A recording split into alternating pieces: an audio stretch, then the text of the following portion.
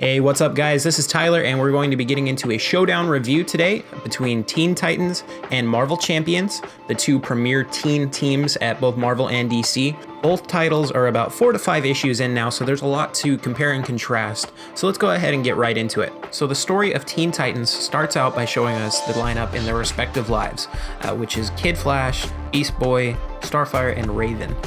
And after we are introduced to them, they're subsequently kidnapped, and it's revealed that Damian Wayne has plotted to kidnap them to make them into his own Teen Titans. Now he wants to make them into his team for 2 reasons. One, so they could combat the Demon's Fist, which is a group of superpowered assassins that Damian was supposed to lead when he was still a member of the League of Assassins, who were out for revenge against him and the Teen Titans. The second reason, and I think this is a big bit of character development for Damian, is that he's turned 13 years old recently and he's realized that he doesn't have any friends. So this is a big leap for Damian in terms of how far he's come in his journey of joining Bruce Wayne's life and the Bat family and where he is now.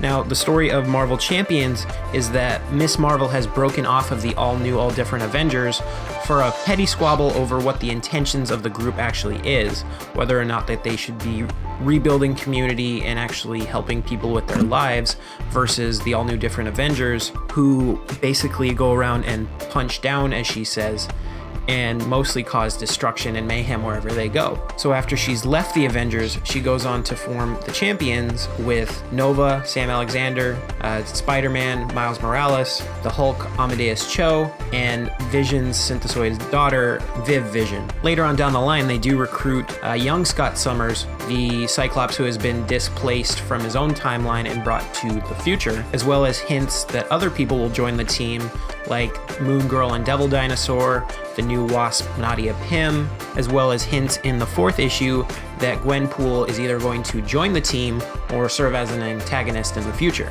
Now, Teen Titans does benefit from having a sort of 0 issue with the Teen Titans Rebirth issue 1, where we introduce all of our characters rapid fire and we dive straight into a self-contained plot. Champions is more of the misadventures of this team, as each issue is sort of its own self-contained story. The 2nd issue is a sort of decompression where they go into the woods and camp out to get to know each other, and it takes any forward momentum out of the series almost immediately. Pacing issues aside, I was mostly annoyed by how preachy Miss Marvel was, or the mischaracterization of Hulk.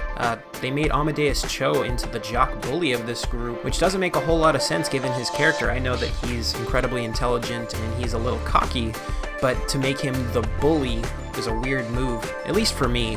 Now, in terms of visuals, John Boy Myers drew the first 2 issues of Teen Titans Rebirth, and his pencils were fantastic. He has a semi-realistic but also cartoony look to the Titans, and the colors on top of that really popped. Each character has their own unique color outline, and they really stand out from the background, so the art sold me almost immediately.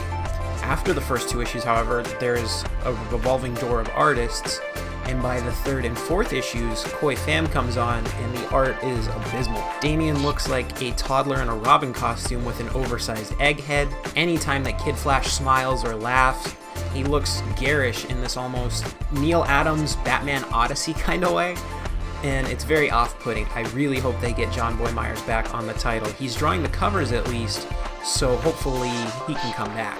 Now, the art for Champions has been exclusively drawn by Humberto Ramos, whose art I do like, and his cartoony style does work in certain titles. However, he does have some consistent art flaws that really pull me out of the experience. He draws a lot of characters with buck teeth, or in the case of Hulk, he draws him with a very wrinkled face, and he almost looks exactly the way that he draws Old Man Logan in Extraordinary X-Men. Now, don't get me wrong, I love Ramos's artwork. I loved his run on Spider-Man, and I have his poster hanging over the desk right now. However, he has these consistent inconsistencies with his work that's very off-putting. Now, the overall winner here is definitely going to be Teen Titans, hands down.